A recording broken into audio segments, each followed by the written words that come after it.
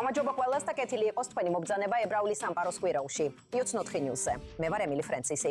მომკვირას ჩვენ ვამახვილებთ ყურადღებას ამბებზე, საკითხებზე და პიროვნებებზე, რომლებიც საინტერესოა ებრაული თემისთვის აქ ისრაელში და თელ მსოფლიოში. და ამ კვირის ებრაული სამყაროს მთავარ ამბებს ვიწყებთ. შეხედეთ. ბოსტონის ფედერალურმა მოსამართლემ უარყო ტრამპის ადმინისტრაციის ანტისემიტიზმის წინააღმდეგ სარჩელი, ჰარვარდის წინააღმდეგ. განაცხადა, რომ მთავრობამ ვერ დაამტკიცა სამოქალაქო უფლებების დარღვევის გაგრძელება. სასამართლომ ეს შემთხვევები, ციტატა, ერთჯერადად და ეპიზოდურად შეაფასა. ძირითადად 2023-2024 წლების ღაზას ომის საპროტესტო აქციებიდან. ჰარვარდმა სარჩელი მოჩვენებით და შურისძიებად შეაფასა და იუსტიციის დეპარტამენტმა განაცხადა, რომ არ ეთანხმება სარჩელს და განიხილავს შემდგომ ნაბიჯებს. Paramount Pictures-ი აცხადებს, რომ ციტატა, არ ითმენს მიკერძოებას. მაშინდე რაც მარკ რუფალომ ისრაელი ახსენა და დაადანაშაულა ორაკლის საფრა კაცი და ლარი ელისონი, ციტატა, გენოციდისა და აპარტეიდის მხარდაჭერაში, მის ბრძოლაში Warner Brothers-ის Paramount-ის შეძენის წინააღმდეგ. სტუდიამ ამას უწოდა, ეს უკვე მეტი იყო და გააფრთხილა ანტისემიტური სტერეოტიპების წინააღმდეგ. რუფალოს გუნდმა უარყო ეს ციტატა. უწოდა შემზარავი და დაადასტურა, რომ ის აკრიტიკებდა ისრაელის ლიდერებსა და ტექნოლოგიურ კონტრაქტორებს, არა ებრაელ ხალხს. მეტი მოულოდნელი ცვლილება და სიურპრიზი ნოემბრის შუალედურ არჩევნებამდე. გასულ კვირას ფლორიდა ყურადღების ცენტრში იყო მათი შტატური პრაიმერის გამო, რაც განსაკუთრებით მნიშვნელოვანი იყო იქ, სადაც ისრაელის თემა მნიშვნელოვან როლს თამაშობს. სამამოქმედმა ებრაელმა კონგრესმენმა შეინარჩუნა თავისი პოზიცია, მაგრამ ნოემბერში მოუწევთ კონკურენტებთან დაპირისპირება. აი მეტი ინფორმაცია Iuts 4 News-ის. უპროსი ამერიკელი კორესპონდენტის მაიკ ვაგენჰეიმისგან. სამშაბათს ფლორიდის ებრაული კონგრესის დელეგაციისთვის პრაიმერზე ძირითადად პოზიტიური ღამე იყო. დავიწყოთ დემოკრატების მხრიდან. ისრაელის მხარდამჭერი დემოკრატი ჯერედ მოსკოვიცი იხრიდა კენჭს ხელახლა განსაზღვრულ ოლქში და უპირისპირდებოდა ამერიკის დემოკრატიული სოციალისტების მიერ მხარდაჭერილ კანდიდატს ოლივერ ლარკინს, რომელსაც პოპულარული ანტისემიტი ჰასან პაიკერი უჭერდა მხარს. მიუხედავად ამის, მოსკოვიცმა საკმაოდ მარტივად მოიგო თავისი პრაიმერი. ეხლა ის გადადის საერთო არჩევნებზე, სადაც რთული ბრძოლა ელის რესპუბლიკელ კანდიდატთან ოლქში, რომელიც დონალდ ტრამპმა საკმაოდ მარტივად მოიგო ბოლო საპრეზიდენტო არჩევნებში. ისრაელის მხარდამჭერმა დემოკრატმა დები ვასერმან შულცმა სრულიად ახალ ოლქში მოუწია კენჭისხრა, რადგან ფლორიდაში საზღვრები შეიცვალა. მას რამდენიმე აფრო-ამერიკელი კანდიდატი დაუპირისპირდა ოლქში, რომელსაც ბოლო 3 ათწლეულის განმავლობაში შავი კონგრესმენი წარმოადგენდა. ზოგი შიშობდა, ზოგს კი უხაროდა. ვასერმან შულცმა შეძლო ხმების გაყოფა დანარჩენ კანდიდატებს შორის და ისიც გადადის საერთო არჩევნებზე. რესპუბლიკელთა მხარეს ეგრეთ წოდებული ებრაული მემკვიდრე რენდი ფაინი პრაიმერში უპირისპირდება ნეონაცისტ დენ ბილზერიანს. კარგი ამბავი იყო ის, რომ კონკურენცია არ ყოფილა. ფაინმა მარტივად მოიგო. შემაშფოთებელი ამბავი კი ისაა, რომ ბილზერიანმა მაინც აიღო 18%. მიუხედავად იმისა, ან იქნებ სწორედ იმიტომ, რომ ის ნეონაცისტია, მან იქ ხმების 18% მიიღო. ამასობაში გუბერნატორის არჩევნებში ბაირონ დონალდსი, რომელიც ფავორიტად ითვლება ნოემბრის არჩევნებში, ასევე მარტივად გაიმარჯვა რესპუბლიკელთა პრაიმერისში. დონალდსი ძალიან პროისრაელ კანდიდატად ითვლება და სავარაუდოდ მომავალ წელსაც პროისრაელ გუბერნატორი იქნება. ვაშინგტონში თეთრი სახლის წინ მაიკ ვაგენჰაიმი, Iuts 4 News-ი. ისრაელი მეწარმე პირდაპირ მნიშვნელობით ებრძვის ანტისემიტიზმს და ნაკლებად გავლილ გზას კვალავს. სოფლიოში ანტისემიტიზმის ზრდის ფონზე, როცა სხვადასხვა ქვეყნები ებრაელ და ისრაელ მოგზაურებს ერთნაირად უპირისპირდებიან, სად არის უსაფრთხო დასასვენებლად ან უბრალოდ დასასვენებლად წასვლა. ამ კითხვაზე პასუხის გასაცემად აქ არის ახალგაზრდა მეწარმე შაიაში, Save for Jews-ის დამფუძნებელი. მადლობა რომ მოხვედით. მადლობა მოწვევისთვის. კარგი, ჩემი პირველი კითხვა ასეთია. რა იყო პირველი, ქათამი თუ კვერცხი? ჯერ მოგზაურობისას შეგექმნათ პრობლემები და სირთულეები, თუ ჯერ ტექნოლოგიურ სამსახურს თავი დაანებეთ, იმიტომ რომ მოგბეზრდათ და რაღაც ახალი გინდოდათ და სწორედ მაშინ იპოვეთ ეს. ამიხსენით. პირველი რაც გავაკეთე, სამსახური დავტოვე, რომ საკუთარი ბიზნესი დამეწყო. არ მქონდა არანაირი იდეა, უბრალოდ რწმენით გადავდგე ეს ნაბიჯი იმ იმედით, რომ იდეა გამიჩნდებოდა. და მერე 2-3 კვირაში ძალიან დავიძაბე. მიფიქრე, ჰეი, ხელფასი აღარ მაქვს. არაფერი მაქვს რო ეს გამოვასწორო და ჩემს სოლს უთხარი შვებულება უნდა ავიღო. ასე რომ საფრთხე დივანზე ვისხედით და ვცდილობდით მოგზაურობისთვის ადგილები გვეპოვა და ყველგან ანტისემიტიზმი დავინახეთ. ამიტომაც გაჩნდა იდეა, ჰეი, ვერ უპაულობ ყველა ინფორმაციას ერთ ადგილას. მოდი ებრაელებისთვის უსაფრთხო პლატფორმა შევქმნათ. აი ეს არის იდეა. აბა რა არის კრიტერიუმი, ანუ რა არის მიზანი? დაეხმაროთ ადამიანებს არდადეგების დაგეგმვაში, თუ მისცეთ ინსტრუმენტები, რომ თავად შეძლონ ამის გაკეთება. ეს საზოგადოებაზეა დაფუძნებული. ის ეფუძნება საზოგადოების ანგარიშებს, ინციდენტებს, ასევე სიახლეების მონაცემებს. ასევე გაქვთ ისრაელის მთავრობის სამოგზაურო გაფრთხილებები. ამ ყველაფრის მონაცემები ერთ სისტემაში იყრის თავს. ეს გეხმარებათ მიიღოთ მეტი ინფორმაცია თუ სად შეგიძლიათ იმოგზაუროთ. გექნებათ ზოგადი წარმოდგენა სად შეგიძლიათ იმოგზაუროთ და მიიღებთ საბაზისო ცოდნას. ეს ჩემთვის უფრო უსაფრთხოა, რომ იმ გზით წავიდე, ვიდრე იმ მიმართულებით. და კიდევ რა, ვიცი რომ ეს ჯერ კიდევ შექმნის პროცესია. რა არის საერთო მიზანი? ეს ასევე იმისთვისაა, რომ დასასვენებელი პაკეტებით შესთავაზოთ თუ უფრო მეტად მომხმარებლებისა და მოგზაურებისთვისაა, რომ თავად მართონ ყველაფერი. ეხლა ჯერ საზოგადოებას ვქმნით. როცა ბევრი ადამიანი ჩაერთვება ამაში, ყოველდღიურად ასობით და ათასობით მომხმარებელი მემატება. როცა უფრო და უფრო მეტი ტრაფიკი და ინციდენტის შესახებ შეტყობინება გვექნება, ხალხი დაეყრდნობა სისტემას და ასევე ექნებათ შესაძლებლობა, როგორც თქვენ თქვით, სამოგზაურო პაკეტებით სარგებლობისა, გარკვეულ ადგილებში წასვლისა და უსაფრთხოდ მოგზაურობისა. გექნებათ ფასდაკლებები, გექნებათ უსაფრთხო სასტუმროები, საზოგადოებები, სადაც სანდო კონტაქტებს იპოვით, რომლებიც გზას გაჩვენებენ. გეტყვიან, რომ ეს არის უფრო უსაფრთხო ადგილები, სადაც შეგიძლიათ იმოგზაუროთ. ასე რომ, და როგორ ასხვავებთ ადგილებს, რომლებიც ნამდვილად საშიშია, იმ ადგილებისგან, რომლებიც უბრალოდ საუკეთესო არ არის? დიახ, ეს კარგი კითხვა. ერთ-ერთი მთავარი რამ, რასაც ვაკეთებ, არის ის, რომ ვიღებ უამრავ ინფორმაციას, რომელიც ინტერნეტშია ხელმისაწვდომი 60,000-ზე მეტი საინფორმაციო წყაროდა. ასევე გაქვთ საზოგადოების მიერ მოწოდებული ინფორმაცია, რომელიც სისტემაში შედის. ანუ ადამიანები თავად ავრცელებენ ინფორმაციას იმ შემთხვევებზე, რაც მათ გადახდათ. და ასევე გაქვთ ისრაელის მთავრობა. ამ ყველაფერს ერთ ადგილას ვაგროვებ და შემდეგ ვიყენებ ლოგიკას, რომელიც გაძლევს საშუალებას განსაზღვრო, რომელი ადგილია შენთვის უკეთესი, უფრო უსაფრთხოა თუ უფრო საშიშია იქ წასვლა. ძალიან საინტერესოა, წარმატებებს გისურვებ და იმედია საბოლოოდ მაინც მოახერხე დასვენება. იმედია უბრალოდ იდეაზე არ იფიქრე და არ თქვი, კარგი, ეხლა უნდა დავიწყო მუშაობა. ბოლოს მაინც ახვედი დასასვენებლად, ხომ ასეა? ხო, ერთი თვის შემდეგ, მაგრამ მაინც. მადლობთ. დიდი მადლობა და წარმატებებს გისურვებთ. კარგი იდეა. მადლობთ, ვაფასებ ამას. უკანასკნელი 16 წლის განმავლობაში თელ-ავივის უნივერსიტეტის არქეოლოგებმა თავიანთ მისიად დაისახეს ძველი ბიბლიური ციხე, ქალაქ აზეკას საიდუმლოებების გამოკვლევა. სამწუხაროდ ბოლო წლებში ომის მუდმივი გაურკვევლობის გამო ცხოვრება ამ უძველეს თელში სულაც არ ყოფილა უდარდელი. იდას თალთხი ნიუსის ჰენრი კირშნერი გაემგზავრა ამ ციხესიმაგრეში და პროექტის დირექტორებს ესაუბრა, რათა გაეგო როგორ ახერხებენ ისინი მუშაობის გაგრძელებას ამ თუ პერიოდში. 3000 წლის წინ უძველესი ცივილიზაციები რკინის წერაქვების გამოყენებით აშენებდნენ და ანგრევდნენ ქალაქებსა და ციხესიმაგრეებს. დღეს არქეოლოგები, რომლებიც ელაჰის ველის გულში მუშაობენ, ზუსტად იმავე რკინის წერაქვებს იყენებენ, რაქვებს იყენებენ, მაგრამ არა ქალაქის დასანგრევად, არამედ მის საბოლოოდ. უკანასკნელი 16 წლის განმავლობაში ლოატლატენშლაგერის ექსპედიცია თხრის თელეს სულთანში, ისრაელის ცენტრალურ ნაწილში, რათა გამოავლინოს იუდას სამეფოს ერთ-ერთი უძველესი სიმაგრე. მე ვფიქრობ, რომ თელ-აზეკას საიდუმლო მისდებარეობაშია. მინდა წავიდე იმ ადგილას, რომელიც იუდაელებსა და ფილისტიმელებს შორისაა, იუდეველებსა და არაბებს ედომელებს შორის, იუდასა და ისრაელს შორის ჩრდილოეთით. ასე რომ ეს ნამდვილი ძალიან მნიშვნელოვანი საზღვარია. ეს არის საზღვარი, რომელსაც ყველა, ვისაც იუდაელებთან კონტაქტი სურდა, ან იუდას დაპყრობა უნდოდა, ამ ადგილის გავლით უნდა გაევლო. ოდედ ლიფშიცია, ებრაული ისტორიის პროფესორი, ბიბლიურ პერიოდში და თელ-ავივის უნივერსიტეტის ჰუმანიტარულ მეცნიერებათა ფაკულტეტის დეკანი. ბოლო 16 წლის განმავლობაში ის ხელმძღვანელობს თელ-აზეკას არქეოლოგიურ გათხრებს. აზეკა სავსეა სიურპრიზებით, ასე რომ ჩვენ ჯერ კიდევ ბევრი სიურპრიზი და საოცარი აღმოჩენა გვაქვს. განსაკუთრებით რკინის ხანიდან, რადგან სწორედ ამ ფენას ვთხრით ახლა, მათ შორის ბეჭდიანი ანაბეჭდები და ეს ბეკას საწონი, რომელიც ახლახან ვიპოვეთ. ეს მართლაც ძალიან ამაღელვებელია, რადგან კიდევ ერთხელ ეს ბიბლიას აცოცხლებს. ეს უბრუნებს იუდეის ისტორიას ამ ადგილს და ეს ძალიან ამაღელვებელია. და ჩრდილოეთ ნაწილში, როცა ეს რეზერვუარი ნახეთ, რომელიც ჩამოინგრა, ეს კიდევ ერთი ასპექტია, რადგან აზეკას მიწისქვეშა ნაწილი სავსეა მღვიმეებით. ყველგან, სადაც კი ქანამდე მივდივართ, მღვიმეებსა და სხვადასხვა დანალექებს პოულობთ.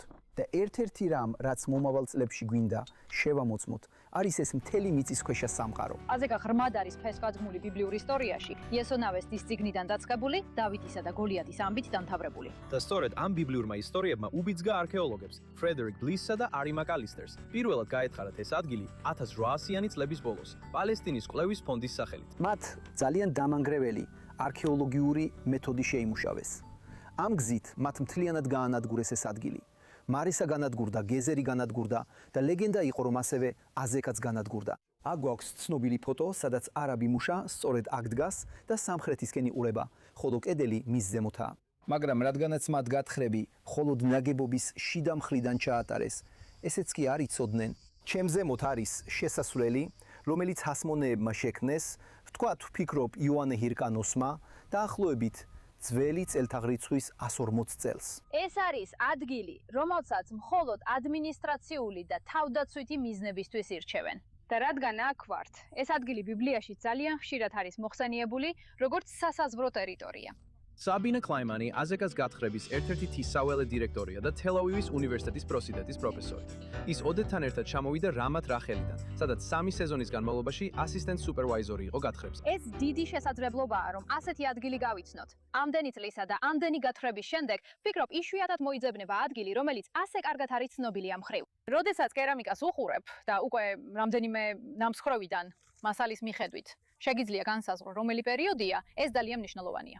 სხვა ადგილებში ამას ვერ ვაკეთებ. დიახ. ეს დიდი შესაძლებლობაა. ეს მხოლოდ ადგილობრივი ისრაელის პროექტი არ არის.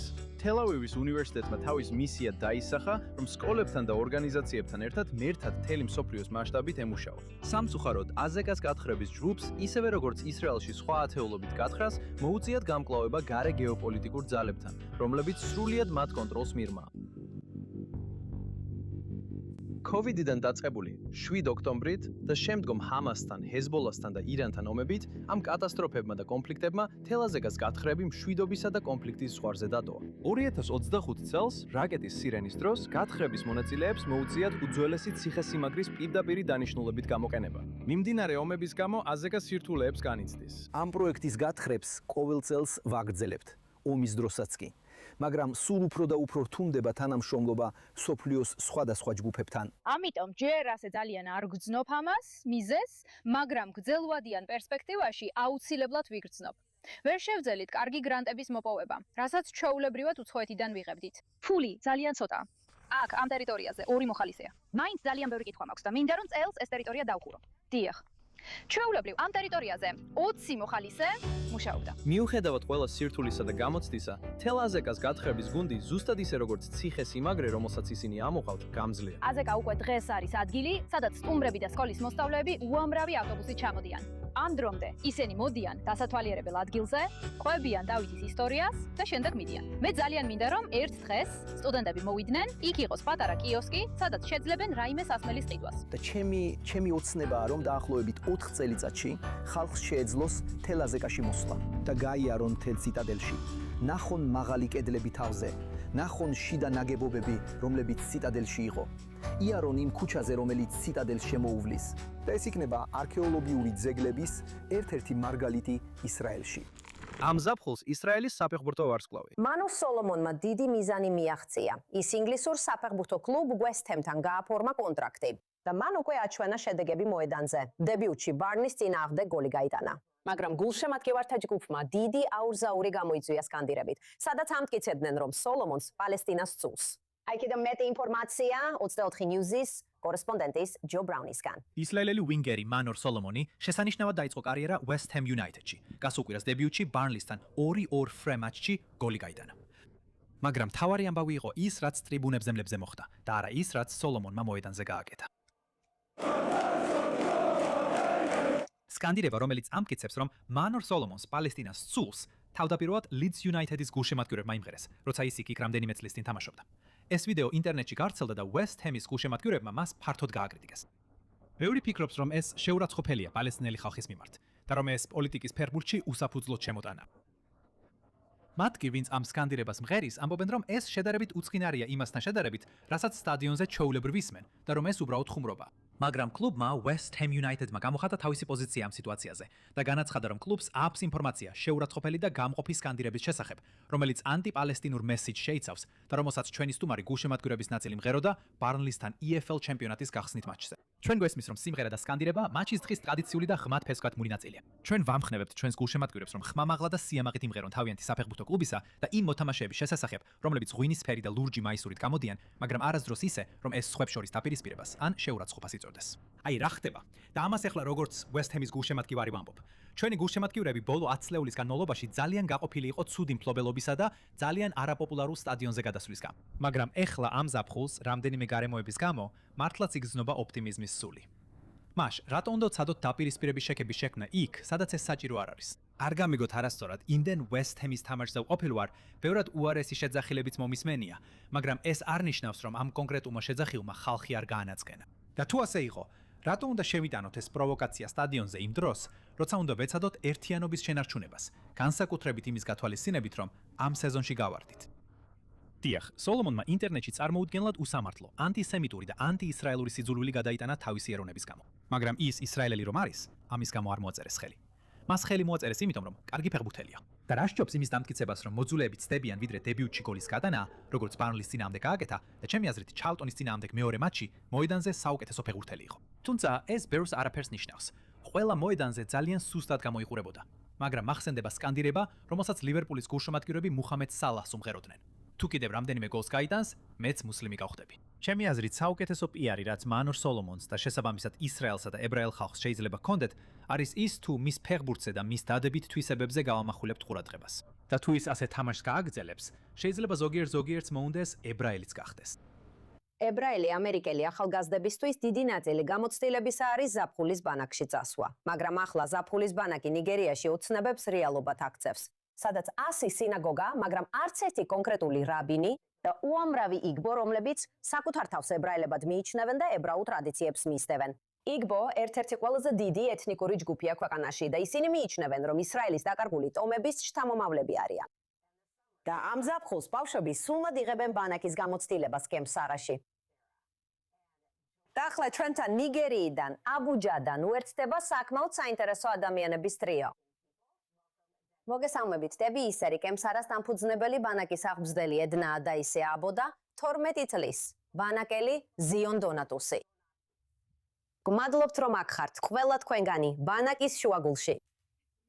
დიდი მადლობა, რომ გადაცემაში მიგვიწვიეთ. ეს მართლაც ძალიან ამაღელვებელია და მე ამას თითქოს თქვენთან ერთად განვიცდი, რადგან ჩემი საყვარელი ზაფხულები სწორედ ბანაკში გატაკშიბული დრო იყო. ასე რომ დავიწყებ შენით, დები, როგორც ამერიკელს ვიცით, რამდენად მნიშვნელოვანია საზაფხულო ბანაკები. როგორ გაგიჩნდათ ეს? მართლაც საინტერესო იდეა.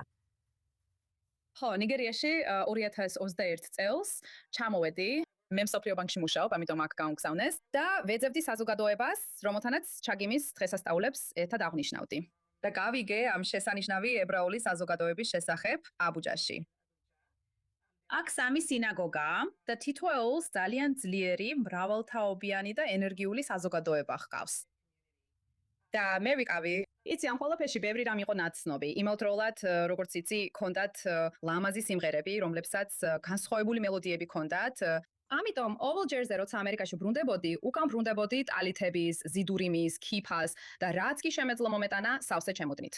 შემდეგ კი დავიწყე საუბარი საზოგადოებასთან იმაზე თუ რა შევძლებდით მათ დასახმარებლად, რომ მათი საზოგადოება შენარჩუნებულიყო. იცი რა იყო ის, რაც მათ ნამდვილად სურდათ. და თითქმის ერთხმად თქვეს, რომ მათ ძალიან სურდათ, რომ მათ შვილებს ქონოდათ რესურსებზე წვდომა და ეგრძნოთ თავი უფრო ფართო ებრაული საზოგადოების ნაწილად. ბევრი ბავშვი ერთადერთი ებრაელია თავის სკოლაში და მათ უბრალოდ სურდათ, რომ მათ შვილებს ქონოდათ ესეთი გამოცდილება. და მაშინ მე ბანაკზე დავფიქრდი, რაც საბოლოოდ, იცით, ოლდმაკ სარგებელს იძლევა. ერთი მხრივ ეს ბანაკელებს აძლევს შესანიშნავ გამოცდილებას, გართობასა და სწავლებას. მაგრამ ეს ასევე იყო შესანიშნავი გზა, რომ ჩამოყალიბებულიყო ახალგაზრდული ლიდერების ჯგუფი, რომლებიც შემდეგ ბანაკის პერსონალი გახდნენ და შეიქმნა ახალგაზრდული ლიდერების უწყვეტი ჯაჭვი, რომელიც თავისით აგრძელებს არსებობას. ვაუ, ეს მართლაც ბრწყინვალეა. ედნა, ვიცი რომ ეს შენი მეოთხე წელია როგორც ბანაკის ლიდერი. მოგვიტევი შენი გამოცდილების შესახებ. როგორ მოახდინა ამან გავლენა შენს ცხოვრებაზე, როგორ შეცვალა შენი ცხოვრება და ასევე როგორც მან ახლახან თქვა, როგორ გასწავლა მეტი ლიდერობაზე და მომავალი თაობებისთვის ლიდერად ყოფნაზე. კარგი, გამარჯობა. მე ედნა ვარ, ნიგერიის იმოს შტატიდან ვარ. ვოცულობ გიდეონ ჰებრიუში, აგოგაში, აბუჯაში და ეს ჩემი მეოთხე წელია ბანაკში. კარგი, ბანაკმა დამეხმარა ვიყო, ბანაკმა დამეხმარა, გამختارიყავი პასუხისგებელი, ლიდერობის უნარები მოგცა, გვასწავლა როგორ ვიყოთ ლიდერები. მან მომცა თავდაჯერებულობა.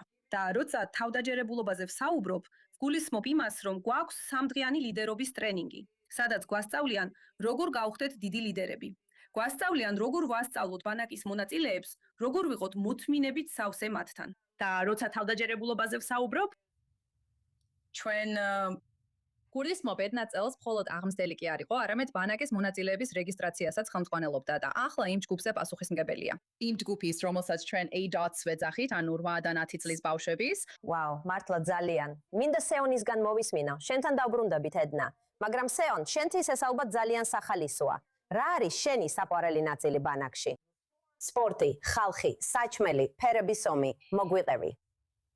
კარგი, ჩემი საყვარელი ნაწილი ბანაკში არის ის აქტივობები, რასაც ლანჩის შემდეგ ვაკეთებთ. მაგალითად, ეხლა ვარ კერვის წრეზე, სადაც ვსწავლობ, როგორ გავაკეთო ხალას გადასაფარებელი. და ვიფიქრე, რომ საინტერესო იქნებოდა ახალი უნარის შეძენა, ასე რომ ეს ერთ-ერთი საუკეთესო გამოცდილებაა, რაც ბავშვობაში მქონია. როგორც შენი ბავშვობის ნაწილი და დები, აგვიხსენი უფრო დეტალურად რა, როგორ. ეს აერთიანებს ებრაულ ღირებულებებს და ერთობის განცდას, არა მხოლოდ იმას, რომ არიან ადამიანები, რომლებსაც ამ ახალგაზრდებზე ზრუნვა შეუძლიათ, არამედ იმ შემთხვევაში, როცა არც რაბინი არსებობს და არც ორგანიზებული სისტემა, როგორ შეიძლება ეს მომავალშიაც სასარგებლო იყოს? რა თქმა უნდა, გასულ წელს ჩვენ ძალიან დაგვიმართლა, რომ ჩვენთან შეუერთდა რაბინი გერშომ სიზომო აბუიადაიას თემიდან, უგანდიდან. ის ჩამოვიდა და 2 კვირა ჩვენთან ერთად გაატარა, როგორც ჩვენი მოწვეული რაბინი. წელს მას ვერ მოუხერხდა ჩამოსვლა, მაგრამ მან გამოგვიგზავნა თავისი სტუდენტი, რութ მუნგონო, რომელიც ჩვენთან ერთადაა და ჩვენი იაჰადუთის სესიებს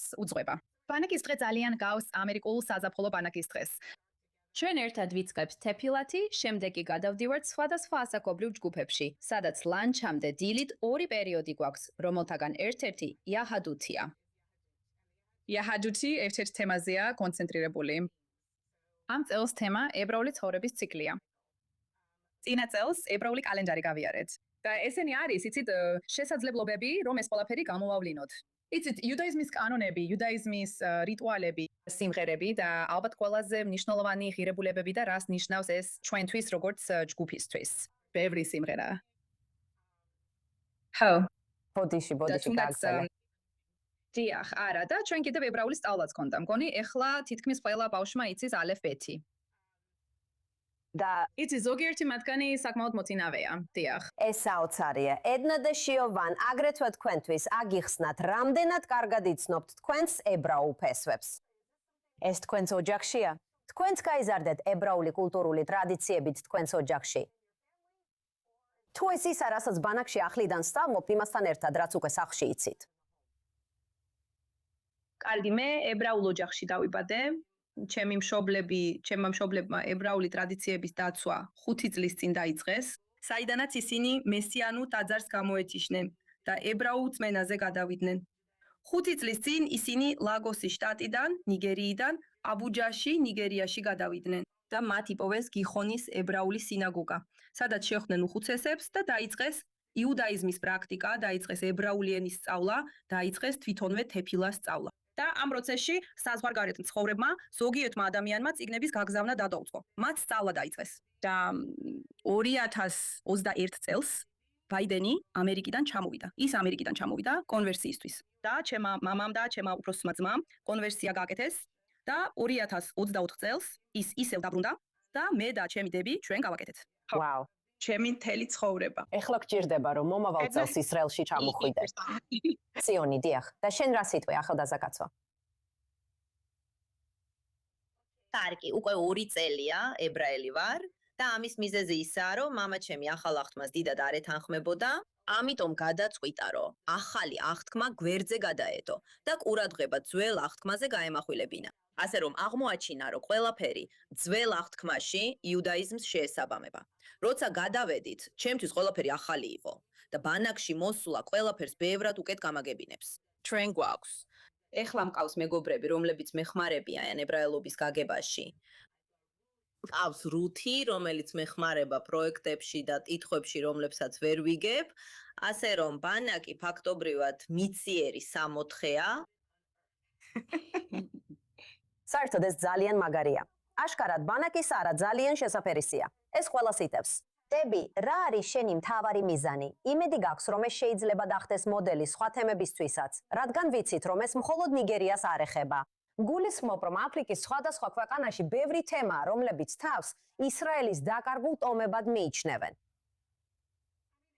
რა თქმა უნდა, მოდელი როცა ბანაკი პირველად 4 წლის წინ გავმართეთ, ნამდვილად ექსპერიმენტი იყო. მას შემდეგ ბევრი ვისწავლეთ და ეხლა გვაქვს კარგი სტრუქტურა, რომელიც მუშაობს. ძალიან გვიხარია, რომ ეს სხვა თემებში შეგვიძლია გავავრცელოთ. რაბი გერშონი უგანდიდან ძალიან დაინტერესდა ამ იდეის გაფართოებით და უნდოდა ბანაკის ჩატარება უგანდაში. და ის პერსონალი, რომელიც ჩვენ გამოვზრდენით და აქ მრჩევლებად მუშაობდნენ, ნიგერიის სხვადასხვა რეგიონიდან არიან.